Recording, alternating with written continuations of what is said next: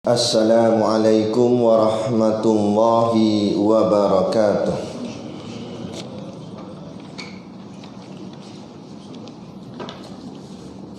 Ila hadrati sayyidina wa habibina wa syafi'ina Muhammadin sallallahu alaihi wasallam wa ila arwahi abaihi wa ikhwanihi minal anbiya'i wal mursalin. Salawatullahi wa salamuhu alaihi wa alaihim ajma'in wa ala ali kulli wa sahabati wal qarabati wa tabi'in wa tabi'it tabi'in bi ihsanin ila yaumiddin wa ila arwahi walidina wa muallimina wa zawil hukuki alaina ajma'in wa khususan ila hadrati Syekh Abdul Ghani Yahya wa Syekh Umar Yusuf. Siril Fatihah. A'udzu billahi minasyaitonir rajim. Bismillahirrahmanirrahim. Alhamdulillahirabbil alamin. Arrahmanir rahim. Maliki yaumiddin. Iyyaka na'budu wa iyyaka nasta'in. Ihdinas siratal mustaqim. Siratal ladzina an'amta 'alaihim ghairil maghdubi 'alaihim waladdallin.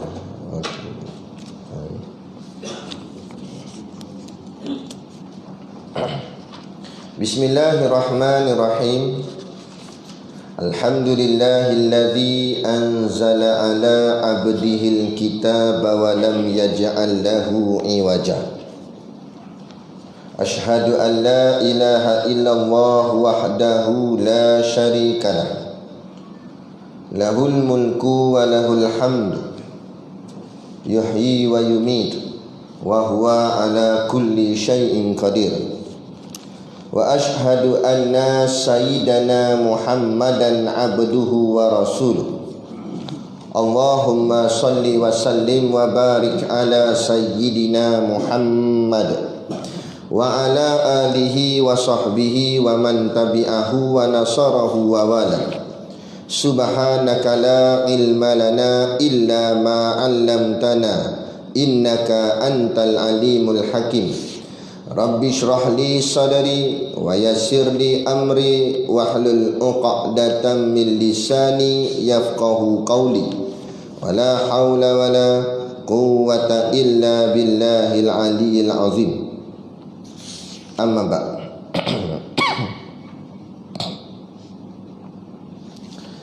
Alhamdulillah, kita sama-sama panjatkan syukur kehadраtillah subhanahu wa ta'ala yang dengan limpah dan kurnianya diizin oleh Allah subhanahu wa ta'ala pada kita pada pagi subuh ini dapat kita bersama pada pagi ini.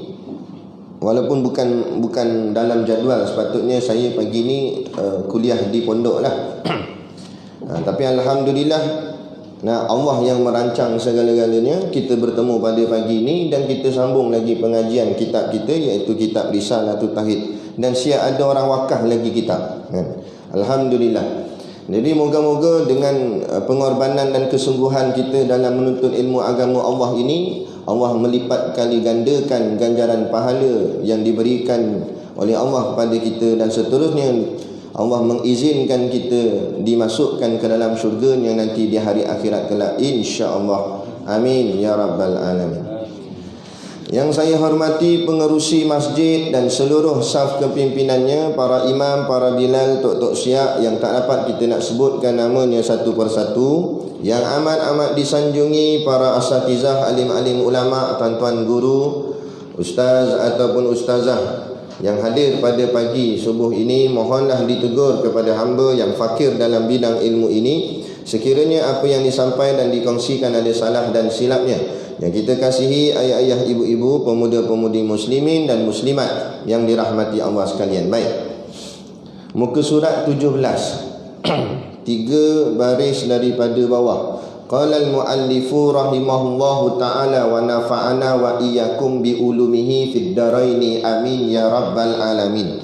Kata pengarang kitab, bersalahan Tuhan dengan yang baharu pada sifatnya itu, iaitu sesungguhnya sifat Allah Ta'ala itu tiada bersamaan dengan sifat yang baharu, kerana sifat Tuhan itu qadim, lagi azali, dan melengkapi ta'alluqnya, maka sungguhnya sifat makhluk itu berta'alluq pada setengah perkara. Jua, seperti sama Tuhan berta'alluq ia pada segala yang maujudat, dan sama yang baharu berta'alluq ia kepada setengah jua, iaitu pada suara sahaja. Demikianlah pada sifat-sifat yang lain, tiada serupa dengan sifat Tuhan. Bersalahan Tuhan dengan yang baharu pada perbuatannya, iaitu sesungguhnya perbuatan Tuhan tiada bersamaan dengan perbuatan yang baharu, kerana perbuatan Tuhan memberi bekas. Bersalahan perbuatan yang baharu dan perbuatan Tuhan tiada berkehendak kepada wasitah, perkakas, dan kepada taulan, tiada mengambil faedah pada perbuatan dan hukumnya, dan lagi perbuatannya tidak ada yang sia-sia. Baik, kita sambung lagi, masih lagi di sifat yang keempat. Sifat yang keempat daripada 20 sifat yang wajib bagi Allah Ta'ala, iaitulah namanya mukhalafatuhu ta'ala lil hawadis.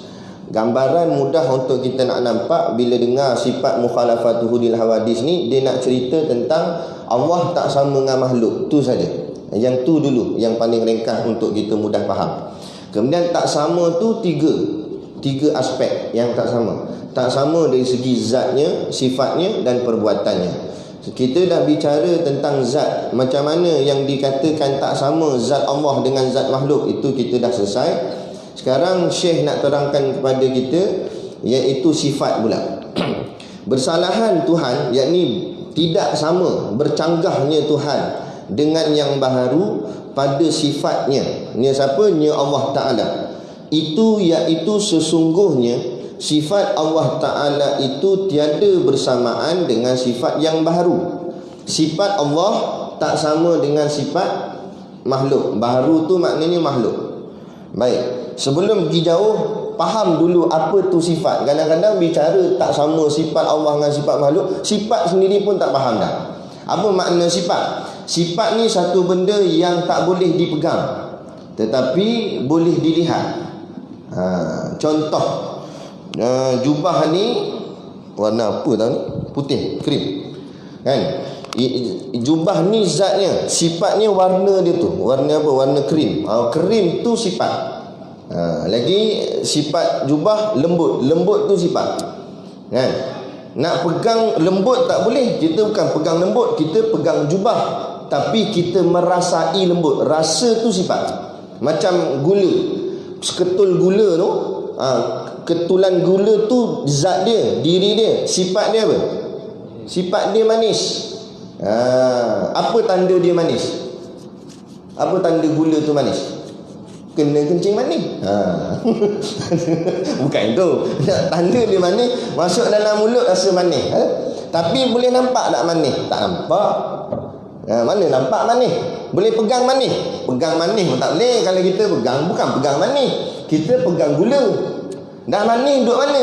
Ada dalam gula. Tunjuk, mana aku tahu. Tu sifat. Nak tunjuk pun tak boleh, nak pegang tak boleh, tapi nak tolak tak boleh. Memang dia ada. Macam tu. Dia boleh dirasai. Tu maknanya sifat. Boleh dirasai dengan panca indera kita. Jadi begitulah. Allah ada zat Allah, ada diri Allah, dan Allah juga ada sifatnya. Begitu juga makhluk. Makhluk ni ada diri, kita ni ada dirinya, zat kita. Kemudian pada diri kita ni juga ada sifat-sifat kita. Jadi sifat Allah tu tak sama dengan sifat makhluk. Nak ceritanya tu, sifat tu yang tak sama. Macam mana? Kerana sifat Tuhan itu qadim. Apa makna qadim? Makna qadim tak ada permulaan. Kerana sifat Allah dengan sifat makhluk dikatakan tidak sama, kerana sifat makhluk tu qadim. Qadim tu maknanya sifat Allah tak ada permulaan. Sifat makhluk ada permulaan. Contohlah, dalam banyak-banyak sifat ni kita ambil contoh sifat melihat. Melihat salah satu sifat. Kan? Sebab melihat ni tak boleh dipegang, boleh pegang lihat. Kalau kita pegang ni mata, bukan melihat. Melihat tu sifat dia. Jadi sifat melihat ni, kalau makhluk dia ada permulaan. Permulaan macam mana? Mula-mula kita tak boleh melihat, lepas tu baru Allah bagi melihat. Walaupun waktu tu kita sudah ada mata. Contoh masa baby, keluar perut mak, mata siap ada tak? Ada dah mata, tapi boleh melihat? Tak lihat. Tak melihat lagi waktu tu. Kemudian Allah berikan kepada kita satu dipanggil dalam bahasa kitab kuwah. Kuwah ni maknanya kekuatan. Kekuatan yang Allah letakkan pada mata, dengan kekuatan itu menjadi asbab kita boleh melihat. Tu. Jadi bukan melihat itu dengan mata, tapi melihat itu dengan Allah. Dari segi hakikat, dari segi syariat, bolehlah kita kata melihat itu pakai mata, tapi hakikatnya yang melihatkan kita ini Allah. Dia kena faham syariat hakikat ni. Jangan pening. Dari segi syariatnya, ialah kita pakai mask nak tutup mulut, kita semayang jarak, kita buat apa lagi? Nak cari penawar ubat, vaksin sebagainya. Tu syariat. Hakikatnya Allah yang selamatkan kita dari kena wabak, Allah yang sembuhkan kita daripada kena wabak, atau Allah juga yang izin dia terkena wabak. Biar jelas itulah. Ikhtiar tak ada masalah, tapi jangan yakin dengan ikhtiar kita, yakin dengan Allah. Ikhtiar sekadar ikhtiar. Itu saja. Dia begitu. Jadi Allah sifatnya qadim, bukan macam makhluk. Sifat Allah tak ada permulaan. Bukanlah Allah mula-mula tak melihat tak, lepas tu lama-lama baru boleh melihat. Tak. Yang macam tu kita. Allah tak. Itu maksudnya sifat Allah itu qadim. Itu maksud qadim. Maksud qadim tak ada permulaan. Kerana kalau Allah punya sifat pun ada permulaan, maknanya contoh, kalau Allah pun dulu tak melihat, lepas tu baru boleh melihat, persoalannya siapa yang bagi Allah melihat? Jadi mustahil, akal tak boleh terima, tolak mengatakan Tuhan itu dulu tak melihat. Tolak dulu tak melihat itulah bawa perkataan qadim nama dia. Allah tidak ada permulaan pada segala sifatnya, termasuk melihat, mendengar dan berkata-kata dan sebagainya. Itu maksud dia. Kerana tak ada siapa yang memulakan Allah. Kita melihat, kita ada permulaan, dulu tak melihat, sekarang baru boleh melihat, kerana ada yang melihatkan kita, yakni Allah. Dia gitu. Lagi azali. Sifat Allah bersifat azali. Apa makna azali? Azali ni maknanya daripada dulu lagi. Tak ada permulaan, tu azali. Kan? Tu panggil kata sejak azali dan sebagainya. Maknanya mula-mula sekali, memang yang tak ada mula sekali. Itulah panggil azali. Dan melengkapi ta'alluqnya. Dan semua sifat-sifat Allah, nanti kita akan tengok dalam sifat ma'ani nama dia. Ada 7 semua sekali. Daripada 7 sifat ma'ani itu, satu saja yang tak ada ta'alluq. Ke-6 yang lain semua ada ta'alluq. Apa makna ta'alluq? Ta'alluq menuntut lebih sifat daripada zat. Tu makna ta'alluq. Ta'alluq tu maknanya kekuasaan yang dia kuasa atas sifat tu. Contoh kerajaan macam mana?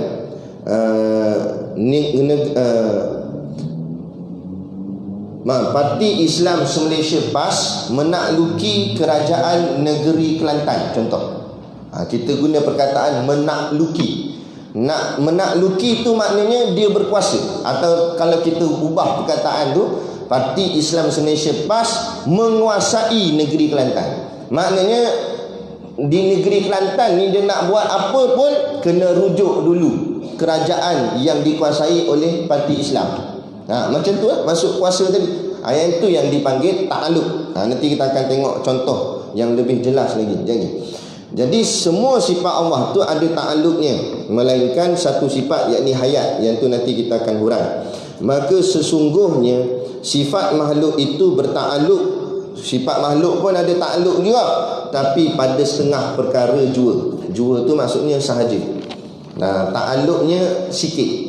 Adalah sikit-sikit ta'alluq sifat makhluk, tapi sifat Allah ta'alluq semua. Itu maksud dia, lengkap. Seperti dia buat contoh, Sama, sin mim ain. Sama tu maknanya mendengar. Sama tu sifat Allah. Allah Maha mendengar. Tuhan bertakluk ia pada segala yang maujudat. Maksud maujudat ialah yang ada dan sungguh. Yang ada dan sungguh. Semua yang wujud ni itu dipanggil maujudat, yang memang ada. Ada tak semestinya nampak. Kadang-kadang ada tapi kita tak nampak. Contoh tak payah jauh, roh kita sendiri. Ada ke tak? Ada tapi nampak? Tak nampak. Malaikat Raqib Atid ada tapi tak nampak. Malaikat Israel tak nampak. Kalau nampak nak ikut selalu nampak buat apa dia ikut ni. Dah dekat kan. Tak nampak. Tak nampak. Iblis, syaitan, kalau nampak iblis senang kita jentik telinga dia lah, jangan kacau aku. Tak, kita tak nampak. Jadi walaupun tak nampak, adakah kita nak menafikan tak ada? Lepas tu kita kena bersyukur tuan-tuan, ayah ibu yang dirahmati Allah sekalian, kerana Allah lahirkan kita dalam Islam. Barulah kita kenal alam-alam ghaib ni.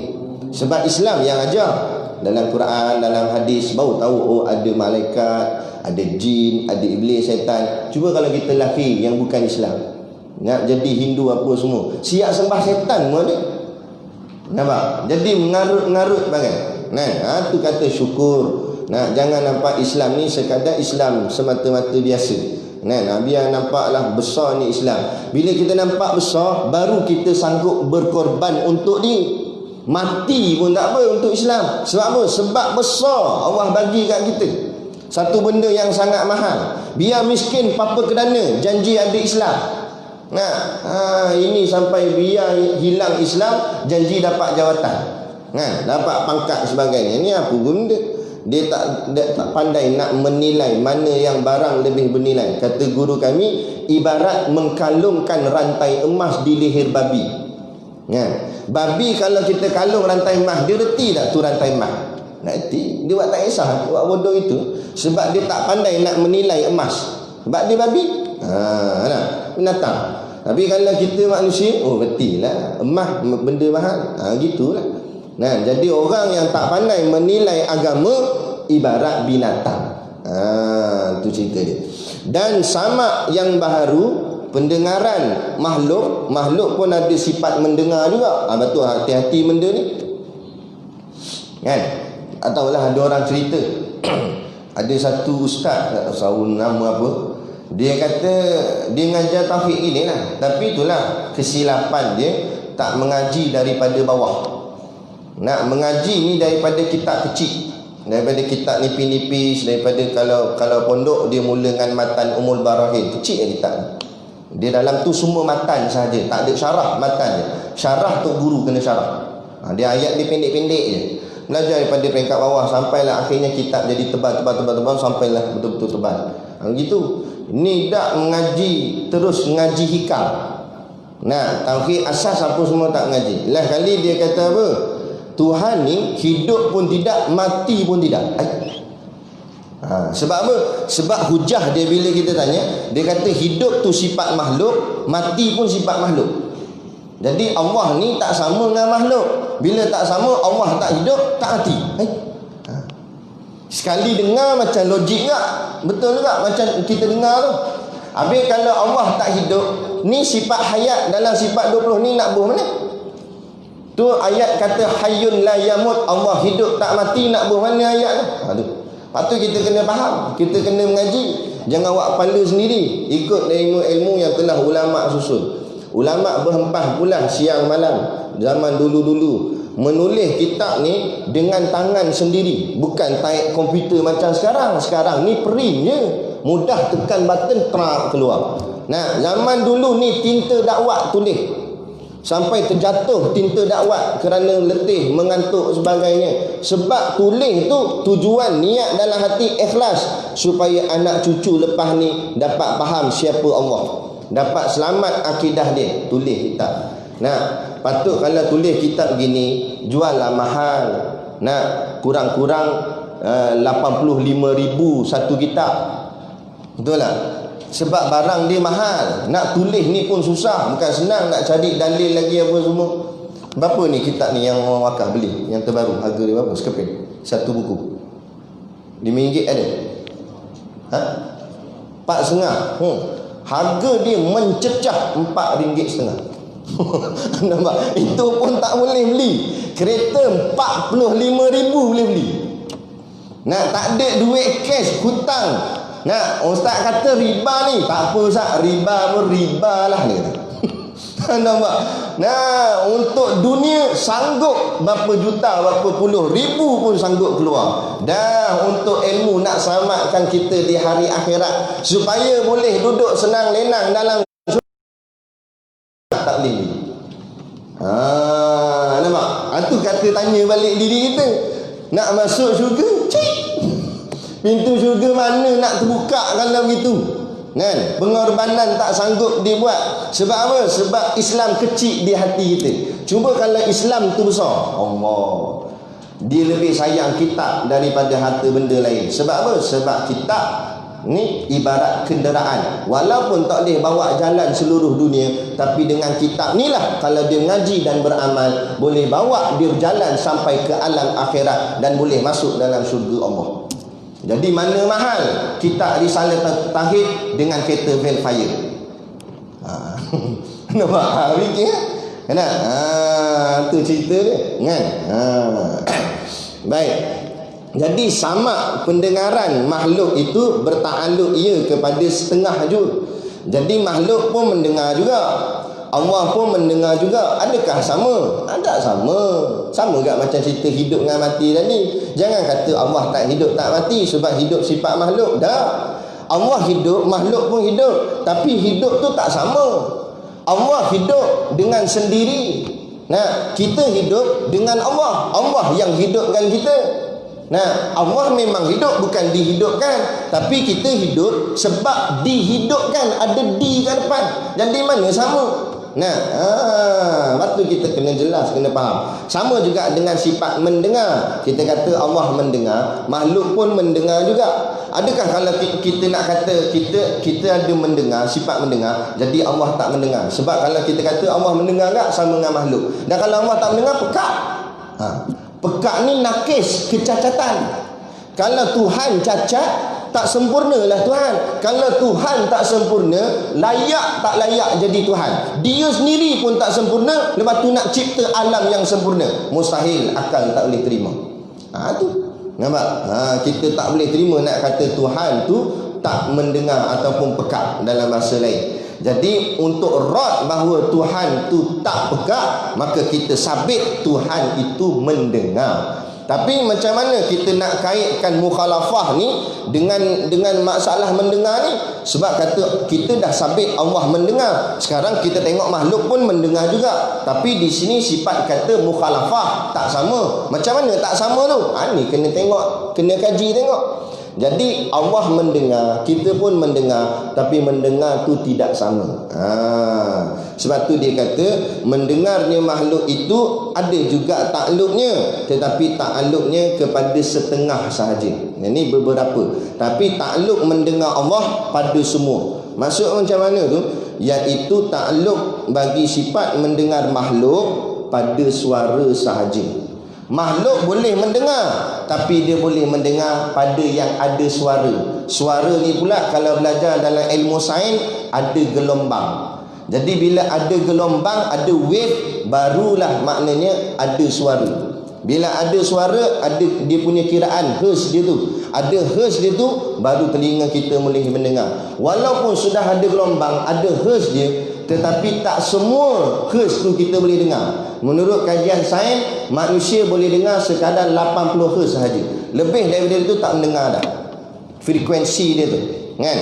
Sebab tu boleh jadi semut dia ada suara tak, tapi kita tak dapat mendengar. Sebab mendengar kita ada limit, ada had. Itu maksud mendengar kita mendengar tak, tapi ta'alluqnya ada tertentu, ada had. Ada pun mendengar Allah pada segala-galanya. Dan Allah mendengar bukan dengan suara. Ada suara pun Allah dengar, tak ada suara pun Allah dengar. Allah boleh dengar dinding ni sedang berzikir pada Allah. Allah boleh dengar rumput-rumput berzikir pada Allah. Ada seorang Tok Wali namanya, dia Wali Songo, Sunan Kalijaga. Kan? Wali Songo, Sunan Kalijaga. Sebelum dia jadi wali, dia perompak. Kalau kita belajar cerita tentang wali-wali ni, kebanyakan wali ni sebelum dia jadi wali, kadang-kadang dia ada buat benda yang salah dulu. Sama juga Sunan Kalijaga, mula-mula dia merompak. Tapi zaman dulu punya merompak lah, dia duduk atas pokok. Kan? Duduk atas pokok, dia tunggu orang lalu. Siapa lalu lagi, dia nak rompak orang tu.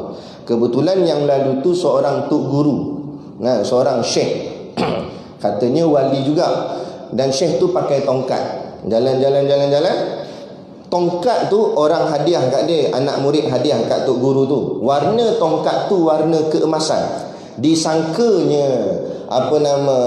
Sunan Kalijaga ni, sebelum tu, masa tu dia belum jadi wali lah, dia sangka yang tongkat tu emas. Dia pun terjun dari pokok, dia pergi rampas tongkat lah. Bila rampas, tok guru ni jatuh, syekh ni jatuh, kebuk jatuh menangis. Tok guru ni menangiskan sikit-sikit, menangis macam budak-budak, menangis.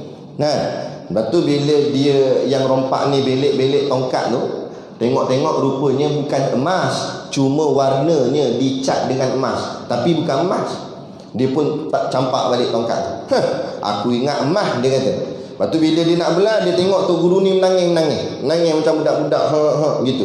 Lepas tu dia kata, kamu ni nama je tok guru, namanya syekh, nak jatuh sikit menangis, dia kata. Dah tu tua menangis begini. Nah, kata tok guru tu, aku menangis bukan sebab aku jatuh, dia kata. Aku jatuh, aku tak kisah. Tapi aku masa berjalan tadi, aku cuba mengelak tak pijak rumput-rumput tu. Sebab aku dengar rumput-rumput ni berzikir pada Allah. Tapi saat kamu tarik tongkat aku jatuh atas rumput ni, tercabut rumput ni dengan akar dia, maka aku tak dengar dah rumput ni berzikir. Maka aku sedih, aku rasa bersalah menyebabkan terhenti zikir daripada rumput ni pada Allah. Allah terkejut dia. Dia kata, ni orang ke apa ni? Sampai rumput dia boleh dengar. Lah kali dia terus menuntut dengan tok guru tu, menuntut dengan syekh tu, sampai Allah angkat makam dia jadi wali, terkenal sampai sekarang, dipanggil Sunan Kalijaga, Wali Songo. Tapi kalau kita nak jadi wali, janganlah rompak orang. Ada rompak dulu, nanti dia jadi wali. Tengok-tengok masuk dalam penjara, wali tu duduk dalam. Nak kita buat baik lah, insya-Allah lah Allah tunjukkan kebaikan, kan. Dia gitu. Jadi nak ceritanya, Allah boleh dengar semua ni. Dan kadang-kadang ada manusia terpilih yang Allah buka hijab dia, sehingga dia kan, sekatan telinga dia boleh dengar juga. Nak binatang ke sebagainya, macam Nabi kan.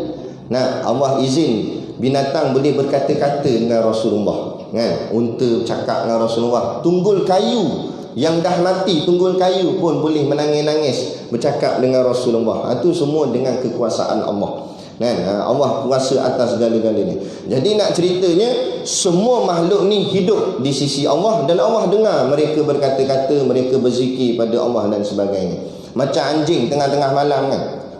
Kena pula malam Jumaat, hari Khamis. Tadi bunyi au au. Kita kata kliwon. Dia jangan keluar. Malam ni rasa ada penanggal rasa. Sebab dengar bunyi anjing au au. Au au tu dia berzikir pada Allah.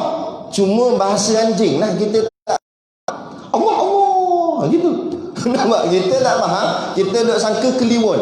Kita duk sangka ada hantu malam. Tu bengong. Hantu pun kata aku juga yang kena, dia kata. Padahal binatang ni semua berzikir pada Allah. Suara-suara binatang ni berzikir pada Allah, kan. Makhluk bernama manusia dengan jin yang bermasalah kurang berzikir pada Allah. Makhluk lain semua berzikir pada Allah, kan. Dia begitu.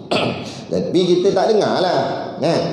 Kita dengar tiang ni berzikir, tak dah masjid. Orang lain dah balik dah, dia ngah semayang. Subhanallah, subhanallah, subhanallah. siapa pula ni zikir? Punya tiang ni zikir. Naya. Nampak? Jadi Allah tutuplah hijab tu supaya kita tak dah jadi orang cakap apa menggelabah. Tapi sebenarnya semua ni ada. Ada semuanya. Kata guru kami, bila kita nak pergi kuliah, kita nak pergi masjid solat jemaah, kan kita buka almari kita, bersusun jubah-jubah kita. Kan? Jubah ni menjerit-jerit sebenarnya. Ambil saya dia kata. Saya nak ikut pergi masjid.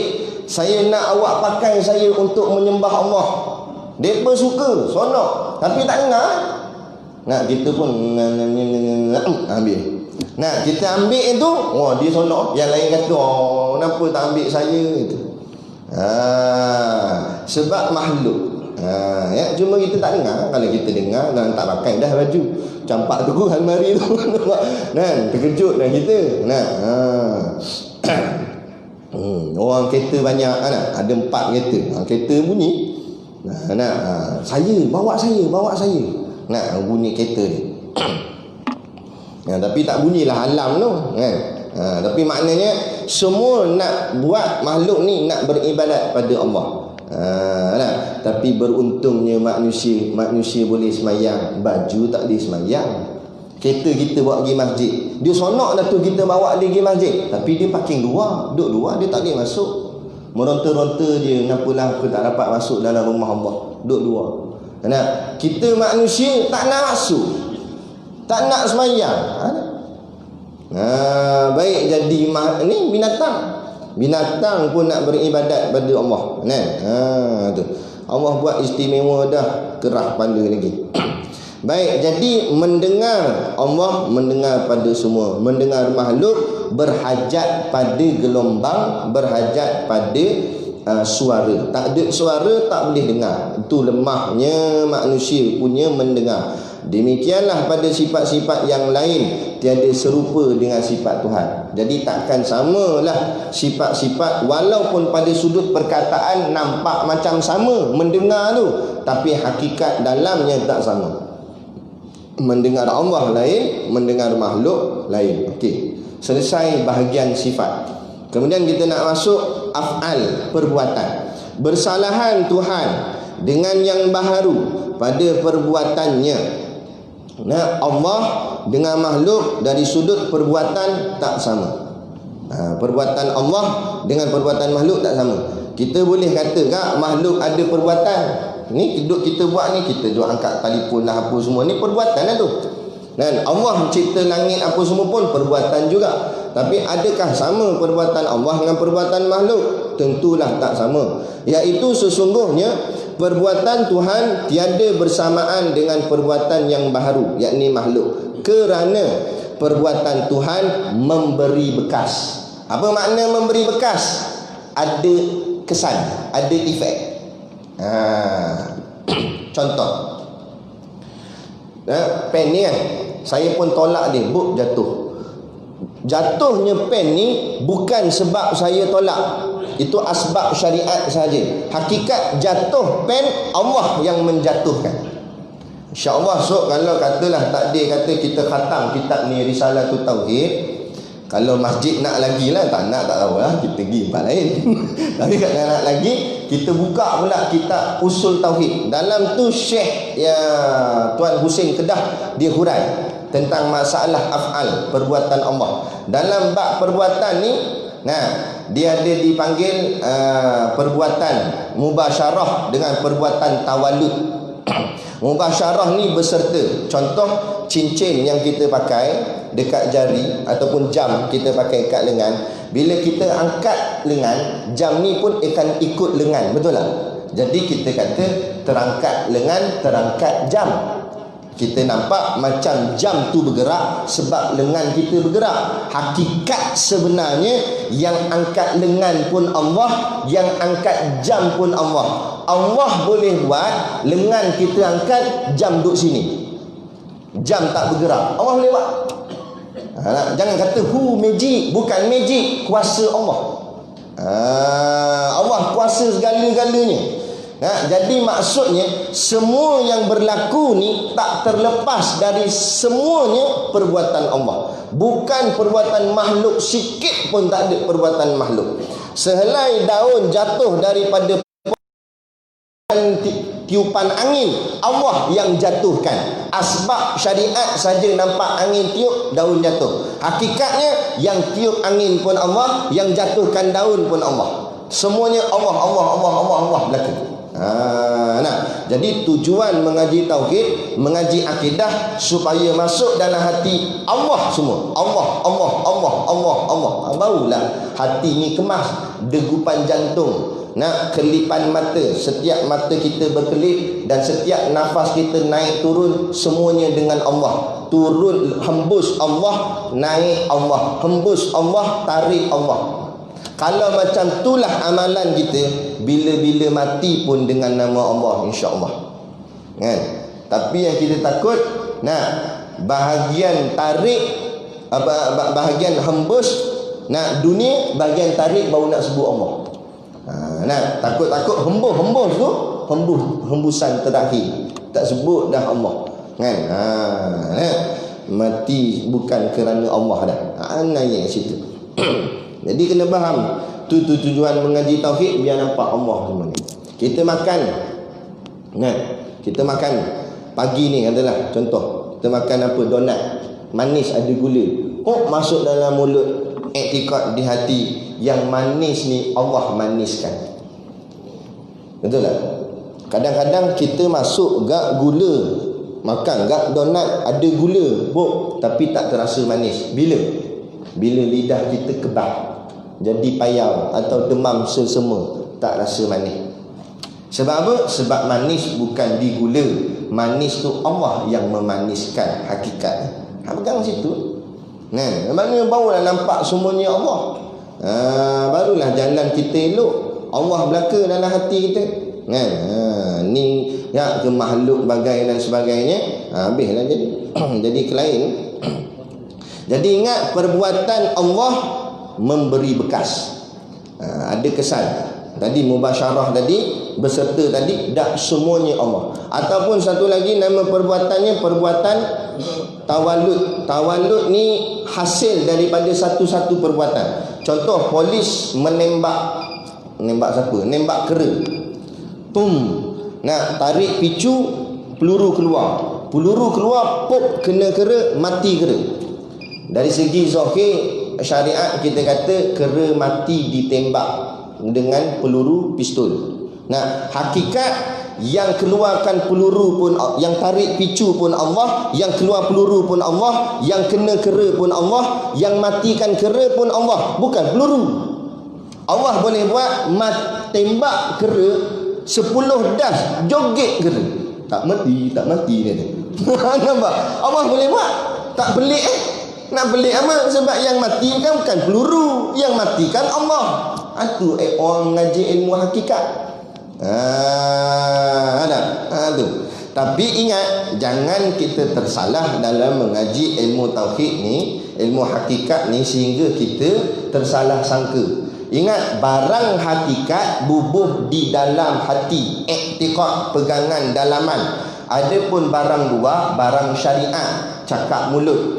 Takut-takut lagi dia salah faham. Kawan ajak pergi makan sarapan pagi ni, makan ni, aku belanja roti canai. Allah yang mengenyangkan, bukan roti canai. Kita ambil muka dia, canai atas tu. Allahu Akbar. Betul dah Allah mengenyangkan, tapi tubuh dalam hati, tu pegangan dalam. Dah bagian luar, makan pi lah. Nampak? Sebab tu Nabi ajar, lepas habis makan sebut dia Alhamdulillah, supaya kita nampak yang kenyangkan kita Allah. Tapi masa makan pi kan. Awan dia tanya, macam mana hang boleh sembuh ni? Hang pakai ubat apa? Allah yang menyembuhkan. Nampak? Tak tahulah Allah menyembuhkan. Aku sakit macam hang gak, jadi aku nak ikhtiar lah nak makan ubat. Allah. Payah jenis ini. Nampak? Itu mengarut. Wali pun tak macam tu. Nah, lebih pada wali pula. Kan? Tak apalah, betul Allah menyembuhkan apa semua, boh dalam. Kemudian kita ikhtiar. Kita katalah, cuba hang try pakai ubat ni. Nah, insya-Allah, nah, dengan izin Allah, kalau Allah kata sembuh, sembuh boleh. Pakai. Tak ada masalah, tak rosak akidah. Kan? Saya bawa barang untuk guru ni. Untuk guru ada jual satu namanya King Herbal. Kan? Dia herba akar kayu. Nah, beramal. Tok Guru amal alhamdulillah. Kat 5 tahun dululah Tok Guru tak pakai spek dah. Dulu Tok Guru pakai spek. Nak baca kitab ni, kitab-kitab Jawi macam ni, tulisan halus kecil-kecil, tak apa nampak tengok gitu. Nah, Tok Guru amal tu alhamdulillah mata dia jadi jelas. Dia boleh tengok, boleh baca kitab, boleh mandu kereta belah malang. Kan? Saya ceritalah promote produk tu. Dari lepas habis kuliah, dia pergi carilah benda tu. Kata ni Ustaz untuk mata. InsyaAllah dia kata. Baik beli. Banyak beli. Kan? Bulan depan saya datang kuliah satu masjid tu. Masjid tu lah. Dia pun datang kepada saya. Ustaz, dia pun letak botol ubat tu, pum, depan saya. Kosong lah, habis, licin. Kata, habis lah kata. Memanglah habis. Ustaz tengok ni. Tengok-tengok dahinya benjol. Awak kata. Ustaz kata makan ubat ni mata jelas dah, ni benjol ni terantuk dinding. Saya tak nampak pintu Ustaz.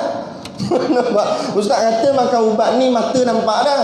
Apa ni Ustaz? Dia kata. Lah saya kata ubat ni ikhtiar, bukan ubat ni menyembuh. Kalau ubat ni boleh bagi sembuh, semayang saja jangan sebutlah Allahu Akbar, sebut King Herba. Sebab King Herba boleh menyembuh, sebut King Herba. Sembah King Herba, buh kat depan. Nah, Allah yang menyembuh, yang tu jalan ikhtiar saja. Kadang-kadang jalannya kena, kadang-kadang jalannya tak kena. Ikut Allah. Allah nak izin. Nah, macam air yang turun daripada bukit, kita boleh tahu ke air itu akan ke mana? Allah tahu. Allah yang tentukan air itu nak turun ke sini ke, ke sini ke, ke sini ke. Allah semua. Nah, kadang-kadang kita buat kaji, kata air ni akan turun ke sini. Tengok-tengok air turun sini. Tengok sehebat-hebat engineering di Kuala Lumpur, buat terowong smart, supaya Kuala Lumpur tak banjir. Hari tu banjir, terowong pun banjir, Kuala Lumpur pun banjir. Awak je lah. Allah punya kuasa. Kita boleh ikhtiar je dengan kepandaian kita. Hakikat tak pandai, sangka pandai. Itu sebenarnya. Itu. Jadi biar kita nampak segala perbuatan Allah itu memberi bekas, ada kesan. Perbuatan makhluk tak memberi bekas. Apa pun tak memberi bekas. Buat apa pun tak ada kesan sebenarnya. Yang sebenar berkesan itu adalah perbuatan Allah. Kita tekan suih kipas, pok, kipas pun berpusing. Kita sangka kipas tu pusing sebab kita tekan. Tak, yang pusingkan kipas Allah. Allah boleh buat, kita tekan tak pusing kipas. Ambil apa nama tu, pen yang test pen tu, cek ada current, sebab apa kipas tak pusing. Rupanya salah tekan Swiss. Kipas luar dia dengar. Contoh, tapi kalau Allah nak buat tak pusing, tak payah tak kata apa. Nak Allah buat tak pusing. Lepas tu bila tanya penganalisis kapal terbang lah apa semua, dia kata mana pergi MH370. Macam-macam pendapat keluar. Dia di hijack, dia dirompak, dia dibom, dia jatuh kat laut ni, gini. Tanya tok guru pondok je, pakai lebay lembik je. Tanya tok guru, mana pergi MH370? Allah menunggu tahu. Nampak? Allah lebih tahu. Sebab semua dalam genggaman dia nak bagi hilang saja boleh, tanpa meletup, tanpa pecah, tanpa jatuh, tengah-tengah sup hilang. Macam saya tengah mengajar ni kan. Mula-mula pandang kitab, pandang depan, tuan-tuan semua tak ada. Ni mana? Allah buat hilang. Nampak? Allah boleh buat. Nampak? Ataupun tuan-tuan duduk dengar, hangguk. Buka-buka mata tak ada siapa dah. Ustaz tak ada, semua tak ada, balik dah. Allah boleh buat. Tak ada yang payah bagi Allah. Pegang situ sudahlah. Tak ada yang mustahil bagi Allah. Bila akidah kita mantap, keyakinan kita kuat, Nabi kata nanti di hari kiamat kita kena lalu atas titian sirat. Betul? Titian sirat dalam hadis Nabi kata sehelai rambut dibelah 7. Kita fikir dengan kepala kita, macam mana nak lalu? Tak payah kata belah 7. Kalau tak belah pun, macam mana nak lalu? Dah selai rambut, kemudian belah 7 pula. Macam mana nak lalu? Tak payah macam mana. Kalau kita nampak kita yang lalu, memang kita sangka takkan lepas. Tapi kalau kita pegang keyakinan yang melalukan aku nanti Allah. Bila Allah yang lalukan aku, tak payah kata belah 7. Tak ada rambut pun boleh lalu. Betul tak? Tu keyakinan nama dia. Tu iman nama dia. Tu akidah nama dia. Jadi bila sebut Allah, macam mana tak logik pun dia boleh jadi logik sebab dengan kuasa Allah. Tak mesti tu dah lah. Nah, itu keyakinan. Ni dah cana ya. Cana ya. Gulung kitab ni buat padat dia, ketuk balik. Orang suruh ngaji tak nak ngaji, lepas tu duk tanya cana. Inilah soal akidah, inilah soal iman. Sebab tu iman tu bahasa Arab, bahasa Melayu maknanya percaya, yakin. Sebab tu orang yang tak percaya, tak yakin, ibarat tak ada iman, ataupun imannya rosak. Jadi nak kuatkan keyakinan dan kepercayaan ni, kita mengaji, kenal siapa Allah. Allah yang maha kuasa, yang boleh buat apa saja. Orang tanya ulama, Tok Guru, Syekh, boleh tak boleh Allah memasukkan bumi ke dalam lubang jarum? Lubang jarum kecil, bumi ni besar, boleh tak Allah masukkan? Ulama kata ni soalan bid'ah. Kenapa kamu tanya? Allah boleh buat apa saja, sama ada Allah kecilkan bumi masuk lubang jarum atau Allah besarkan lubang jarum masuk bumi dalam dia. Allah boleh buat belaka. Tak ada yang mustahil bagi Allah. Bila tak ada yang mustahil bagi Allah, dalam pelajaran ilmu tasawuf tingkatan tinggi, maka mereka golongan ahli sufi, wali-wali Allah, mereka berkata, aku beribadat bukan lagi kerana syurga, aku takut maksiat bukan lagi kerana neraka, tapi semuanya semata-mata kerana Allah. Beribadat pun kerana Allah, tak buat maksiat pun kerana Allah. Sebab apa?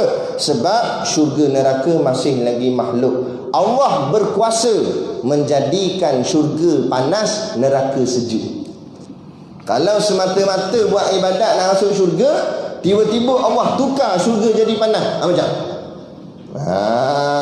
Allah boleh buat apa saja.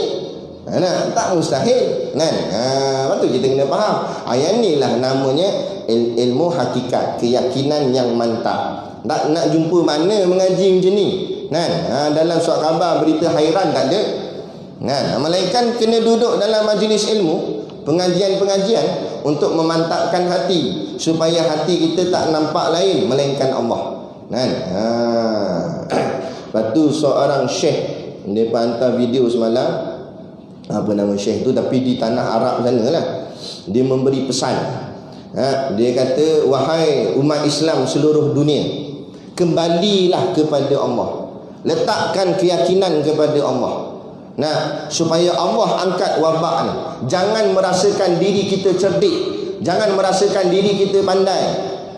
Konon-konon kita usaha dan ikhtiar kita sendiri nak bagi selesai wabak ni tanpa minta pertolongan Allah. Kerana yang turunkan wabak Allah, yang angkat wabak pun Allah. Sebab tu kita tengok wabak ni berlarutan lama. Sebab apa? Degil dan kerah kepalanya kita, tak nak kembali pada Allah. Asal dah nak kurang dah, naik balik angka. Nampak? Sebab sombong. Mula-mula dulu je buat kunut nazilah, buat apalah, solat hajat bagai, lepas tu dah senyap dah. Lepas tu balik dah, joget lah, nyanyi pun ada macam-macam, balik TV macam-macam. Dulu mula-mula pandemik ni datang, wabak ni datang, TV baca Quran saja, zikir saja dalam TV. Lah ni tengok, tu kata kerah kepala, degil, tak nak balik pada Allah. Kita buat. Mereka tak nak buat, kita buat. Moga-moga kita meramaikan orang yang mohon kepada Allah, taat pada perintah Allah, Allah angkatlah wabak ni. Kalau Allah tak angkat keseluruhan pun, paling tidak Allah jaga diri kita masing-masing, insya-Allah. Dia gitu. Baik. Jadi ingat, Tuhan perbuatannya memberi bekas. Allah saja boleh bagi bekas. Allah boleh bagi sembuh. Allah boleh bagi apa saja. Manusia, makhluk tak boleh bagi apa. Jadi ingat, perbuatan makhluk dalam kitab hikam karangan Syekh Ibn Athaillah As-Sakandari, dia kata makhluk ni umpama bayang-bayang. Memberi manfaat pun tak boleh, memberi mudarat pun tak boleh. Pegang situ kemah-kemah. Makhluk nak bagi elok kita pun takkan dia mampu, nak bagi kita teruk pun takkan dia mampu. Yang boleh bagi Allah. Ini cakap dia sakit sampai kuruh badan. Kita tanya awak ni, kena buatan orang Ustaz? Nah, kita kata tak apalah, nak saya rukiahkan. Adalah belajar sikit-sikit perubatan Islam ni. Nah, boleh lah Ustaz. Lepas tu kita pesan lah, suruh bawa apa, garam apa semua tu lah. Lepas tu sebelum dia nak balik tu dia kata, Ustaz boleh ke Ustaz? Awak ni kita tanya. Tak adalah Ustaz, sebelum Ustaz nak rawat saya ni, dulu ada 2 orang Ustaz dah rawat saya. Nah, sampai muntah darah Ustaz ni. Ustaz ni saya tengok kuruh keding, takut bukan sakat muntah darah dengan muntah tulang ni. Nah, dia kata, saya kata kalau macam tu tak jadilah. Kenapa Ustaz takut tu? Bukan saya takut, kamu tak takut dengan Allah. Nah, sebab kamu besarkan makhluk, kamu besarkan jin tu. Kamu besar, kamu kata ni bomoh siam. Seolah-olah macam kuasa bomoh siam ni melampaui daripada kuasa Allah. Nah, macam dia hebat sangat. Tak ada hebat, dia makhluk. Sehebat-hebat mana pun tak ada hebat. Jin tak ada kuasa, apa tak ada kuasa. Hanya Allah saja. Pegang situ kemah-kemah. Sebab tu kadang-kadang sudah berubat tapi kena balik penyakit. Sudah berubat saka ke bagai, kena balik. Sebab apa? Hati kotor. Hati masih lagi nampak makhluk ada kuasa. Pegang kemah-kemah. Tak payah kita pergi rawat rohani kita. Pegang dalam hati ni, yang berkuasa hanya Allah. Kalau aku sakit pun bukan sebab orang aniaya, bukan sebab orang tu hantar santau. Allah yang sakitkan aku. Tak ada siapa boleh sakitkan aku melainkan Allah. Dan tak ada siapa yang boleh sembuhkan aku melainkan Allah. Pegang situ kemah-kemah. Nah, makhluk tak boleh bagi mudarat. Apa kalau mudarat tak boleh bagi, manfaat pun tak boleh bagi. Macam saya mengajar ni, tuan-tuan jadi faham. Bukan sebab saya yang faham kan, Allah yang faham kan. Kalau saya ceramah naik habis, tangan kaki siap panjat atas meja, nah, tu Allah kata tak boleh faham, takkan faham juga semua. Nampak? Angguk saja. Keluar-keluar masa beli telur masin, kawan tanya, faham? Tak faham. Buat-buat faham. Nampak? Nah, sebab Allah. Nah, Allah bagi faham, bukan saya. Kalau ulama boleh bagi faham, tok guru boleh bagi faham, senang. Tak payah buat kuliah bulanan kita. Nah, sekali mengajar ni je, keluar semua masjid ni, hebat belaka, alim belaka semua. Jadi mufti tu keluar. Faham semua terror dah. Nampak? Dah. Tu. Tengok pondok kadang-kadang 100 orang pelajar pondok, tapi bukan semua boleh jadi alim, bukan semua boleh jadi ulama, boleh jadi guru ngajar sebagainya. Ikut Allah. Sebab apa? Sebab yang memberi bekas semata-mata Allah. Pegang situ kemah-kemah. Bersalahan perbuatan yang baru. Makhluk kita boleh kata gak ada perbuatan, tapi perbuatan makhluk tak ada apa-apa, kosong. Tak ada nilai apa pun. Dia tak boleh ubah sesuatu pun sebenarnya. Cuma bila dia buat tu nampak berubah berkebetulan. Apa yang dia buat tu Allah nak macam tu, maka jadi tu bukan sebab dia, Allah yang nak. Contoh tadi pen ni tadi, saya kata saya tolak, jatuh pen ni saya sangka sebab saya tolak. Tak, Allah yang tolak. Bersamaan dengan keputusan Allah. Allah nak dia jatuh, maka jatuh. Kalau saya tolak, Allah tak nak jatuh, takkan jatuh. Ada. Kita nak angkat barang, benda yang ringan lah, begini ke, tasbih ni ke, benda ringan. Kita kata boleh, awak tak boleh angkat, mesti bolehnya sebab benda ringan. Kita sangka Allah walaupun ringan macam mana pun, kalau Allah kata tak boleh angkat, tak boleh angkat. Dalil, tengok dalam hospital, bukan suruh angkat barang, angkat tangan sendiri. Doktor kata, Haji, cuba angkat tangan.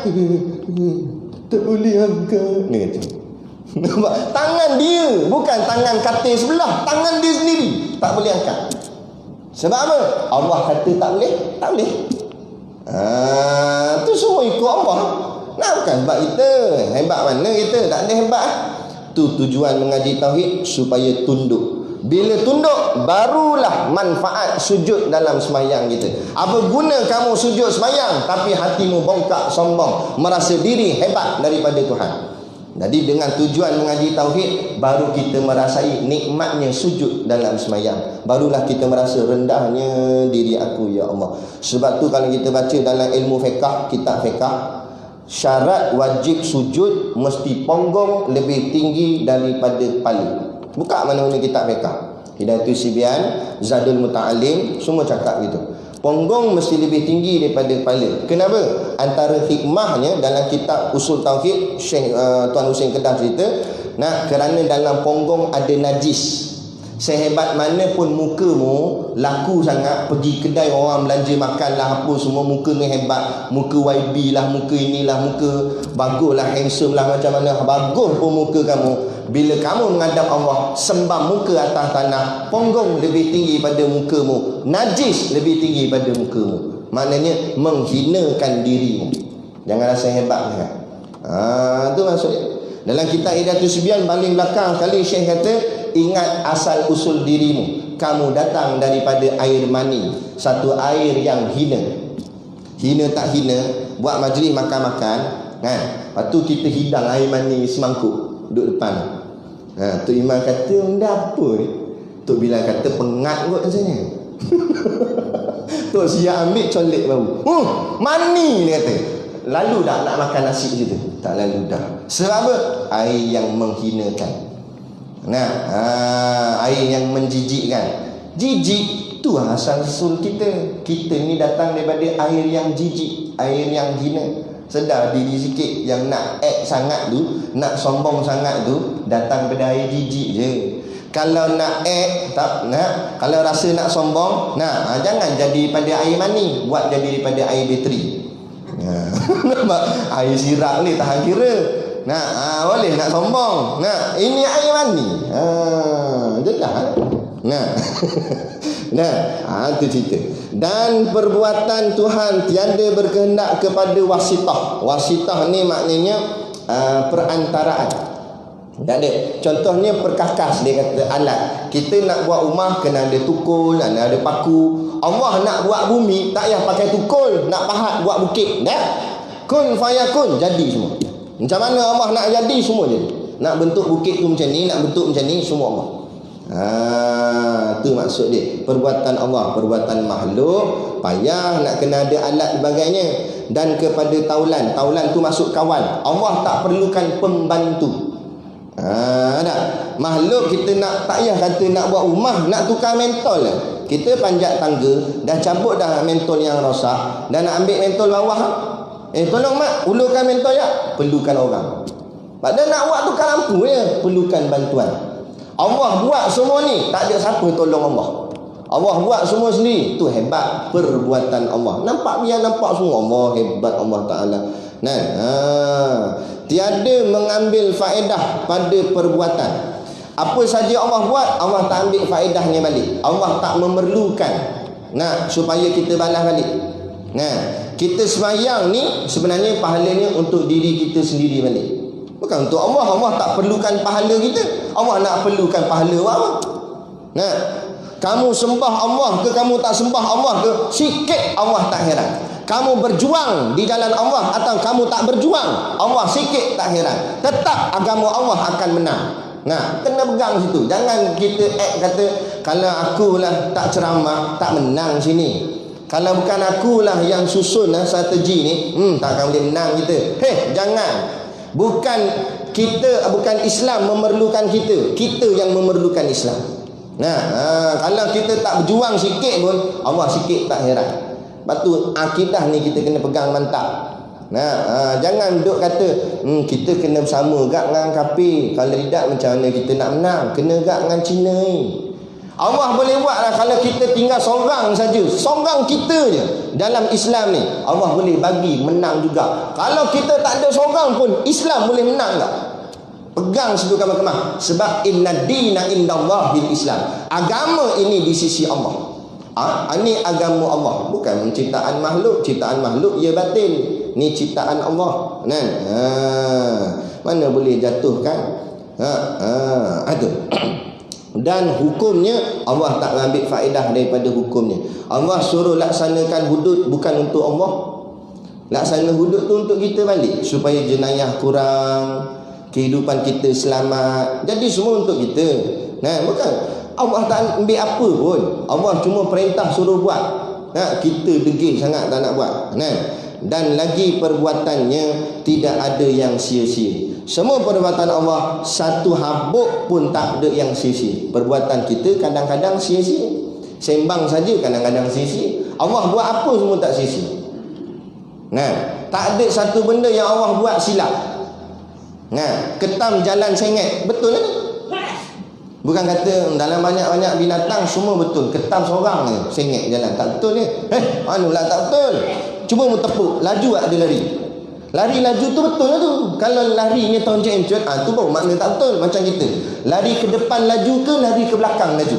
Lari ke depan sebab ke depan tu betul, ke belakang tak betul. Ada pula dia nak betulkan ketam. Sepik duduk ke ketam tu betul. Nah, jadi semuanya Allah tahu dah. Nah, Allah nak uji kita, nak tengok. Mu cerdik ke aku cerdik. Jadi apa saja Allah buat, semuanya perfect, semuanya elok, tak ada yang tak elok, tak ada yang sia-sia, tak ada yang tak ada manfaat. Satu hari guru kami tanya, okey, kalau begitu kenapa Allah cipta babi? Apa manfaat babi? Dia nolak kita fikir, nak buat binatang tunggangan tak larat dia. Nak buat binatang peliharaan hodoh ke? Nak buat apa babi ni? Nah, Ustaz Ahmad Usam kata sedap maki dia kata. Kalau maki bahasa lain tak sedap bunyi. Kalau sebut babi baru puas hati kata. Itu dia melawak lah. Tapi apa hikmah Allah mencipta babi? Apa tujuan Allah cipta babi? Nak buat makan, Allah tak bagi makan. Nak buat peluk-peluk tak boleh juga, najis murah lazah. Lepas tu apa buat? Lepas tu apa cipta? Kerana Allah nak uji kita. Dia berduakum ayyukum ahsanu amala. Siapa di antara kamu yang akan taat pada perintah aku? Yang aku haramkan sedikit saja, yang aku halalkan banyak, tapi kenapa kamu ambil juga yang aku haramkan? Tu ujian dia. Allah sengaja tunjuk kat depan kita. Bentuk Allah larang tapi Allah tunjuk. Contoh macam cerita Nabi Adam dengan buah khuldi. Bukan kita nak kata Nabi Adam salah, tapi itulah nak mengajar kita, ni sifat kelemahan kita sebagai manusia. Allah kalau dah tahu buah tu larang, Allah cipta buah apa di syurga? Allah nak uji. Allah cipta pokok tu, buah tu, kemudian Allah kata, wahai Nabi aku Adam, jangan makan buah. Syaitan jahat, dia cocok nak suruh makan. Akhirnya makan juga.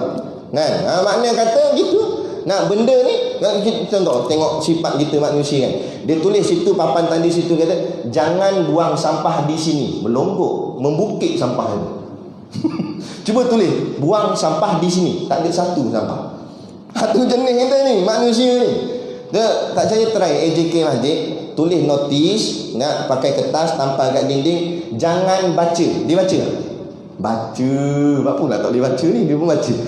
Kata jangan, dia buat juga. Itulah sifat kita manusia. Jangan buat gini nak buat juga, jangan buat tu nak buat juga. Sebab apa? Allah nak uji siapa di antara kita yang taat. Orang kalau taat tak banyak tikai, kenapa lah tak boleh baca? Dah kata jangan baca, tak baca dah. Tak payah tanya lah kenapa tak boleh gitu tak. Allah kata tak boleh makan babi, tak payah tanya lah kenapa tak boleh makan babi. Dah Allah kata tak boleh, tak boleh. Pegang situ dah. Jadi biar kita faham, segala yang Allah tetapkan ini, itu keputusan Allah. Jangan banyak tanya, jangan banyak korek. Ikut sebab kita hanya hamba di sisi Allah. Jadi cukup kita berhenti setakat ni. Dan kita akan sambung nanti. Sesungguhnya ada perkataan di dalam Quran dan hadis. Berhenti situ. Di situ kitab dah ada kan. Boleh tanda. Baru syok sikit mengajar gini.